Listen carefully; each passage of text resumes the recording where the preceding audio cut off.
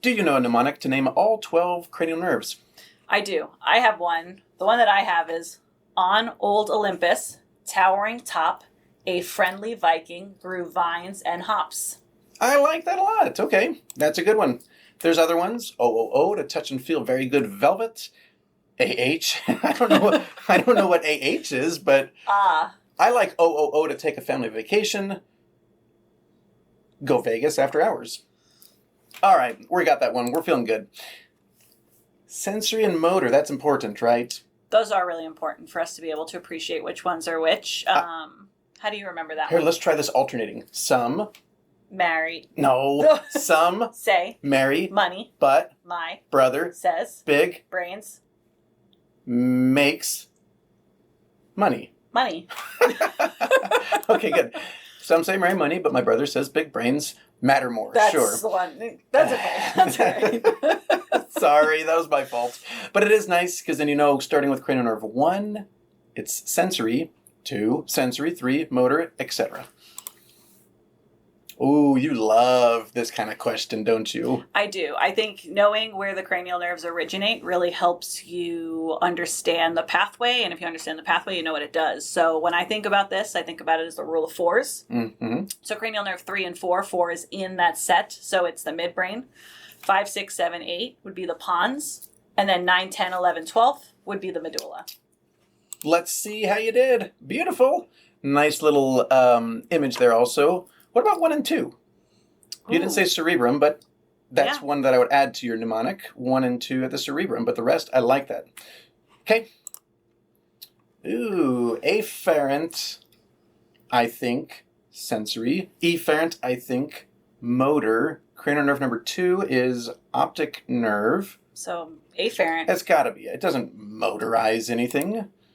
Yes, you did it. I love that. Signals away from the eye to the brain, and then efferent, what does it do? It goes from the brain back to the eye. Perfect. Excellent. Oh, man. What did Dr. Lowe teach us about the bones of the orbit? Optic nerve leaves through what bone? It's got to be one of the sphenoid Absolutely. parts. So which wing are you thinking? Greater, lesser? 50-50. That's famous words from Dr. Esposito. Let's go lesser. Lesser wing Well of the done. sphenoid. Lesser wing of the sphenoid. I love it. Is the optic nerve central or peripheral nervous system? That just seems core to survival. Central. That's just what I think of. I agree. Okay.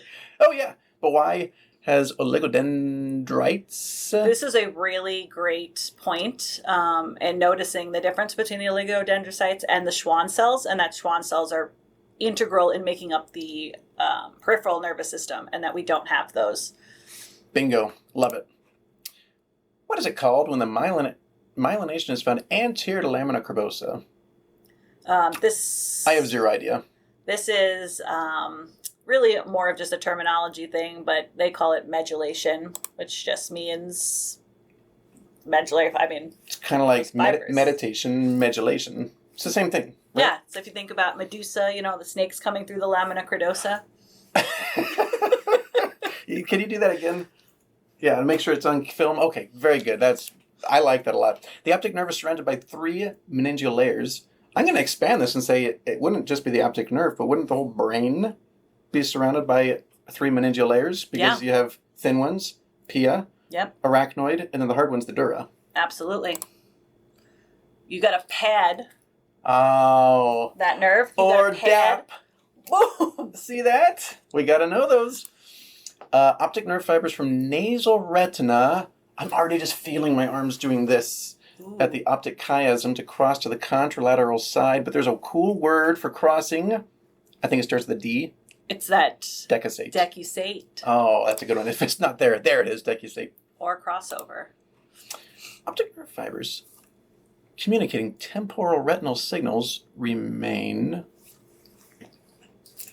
What would be a way of saying remain temporal? They remain on that same side. They don't cross. They don't cross. So what's the word? They remain what? I know you're screaming at me if you're watching this video because you know. I know. What is it? Uncrossed? Uncrossed. Is it that easy? Is it not a fancy word? Ipsilateral. See, same Same side. thing. Same side uncrossed this way versus your arms going this way. Same thing. Ipsa thing. Ipsa thing. Okay, we're having too much fun. Hey, checkpoint. We're doing great. So let's keep going, though. 10 more cards. Ooh, I love this one. We have to know where the cranial nerve 3 enters. Oculomotor. I'm having flashbacks to the fissures. Yes. Which one? Well, it starts with, it's not inferior. It's got to be the superior orbital fissure. Superior orbital fissure. Are we feeling good about that? Nice. And then splits. And that's important, superior and inferior. So while we're on that point, if it splits superior, what is it going to be innervating? Things at the top. Yep. And then if it goes... Which would be levator. Yes. Probably superior rectus. You got it. I get tricked up with the medial rectus, though. That's an inferior division. That's the hard one. The easy ones are the ones I said. You got it. What about inferior oblique? That's inferior. Yes. Okay. Yes. All right. God. As you can tell, we didn't plan this. Are we good at this, or are we good at this? So superior division. Let's see if we got it right. Levator and superior rectus. You crushed it. Excellent. I'm so thrilled. Ooh. Now this is the one. Inferior division. Bingo. But let's also point out and not forget that the ciliary muscle is also innervated by that inferior division of cranial nerve 3. I really wouldn't have guessed that. I really wouldn't have. That's what I'm highlighting, and I'm going to learn that and remember that. Thank you. Ooh, so now you lose oculomotor, cranial nerve 3. It's partial, though. Well, it could be any of those muscles. Could you have a slight ptosis because levator's not working? You could have a positive or negative ptosis. So if we're thinking cranial nerve 3, what muscles might you think would be affected? Well, superior rectus. Yep. Inferior rectus. Inferior oblique. Medial rectus. Right? Yeah, kind of crazy. Really, everything outside of the superior oblique and the lateral rectus, because those are innervated by 6 and 4. So the eye's down and out? Is that kind of the one we use sometimes? Let's take a look. Oh, down and out. Depression because blows levator. I like that word. It blows levator and superior rectus. Oh, we didn't talk about the loss of accommodation. That's a really good point. Okay. And partial, no pupil involvement. Right. But now the pupil's involved. Why do you think they put 5 asterisks, say, would know this card?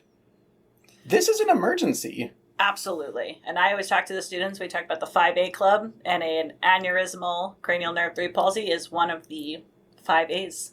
So I absolutely agree with you that it is an emergency that we need to identify and send out. Okay, let's take a look. Boom, it's compressive lesion, ischemia, would be undilated, not as emergent, but blown pupil.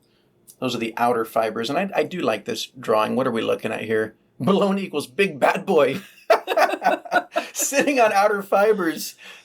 Sure, I like that. I like that a lot. Inner equals ischemic equals inward pupil. Eyes. Inner. I had never seen it that way. I like that. Do you like that? I like that, right? Pupillary fibers are going to travel on the outside of the cranial nerve 3. So if there's an aneurysm and it's pushing on those pupillary fibers, it's going to cause that compression and boom. Boom. Beautiful. We got through half the cards. Boom. We're done. I think so. Enjoy.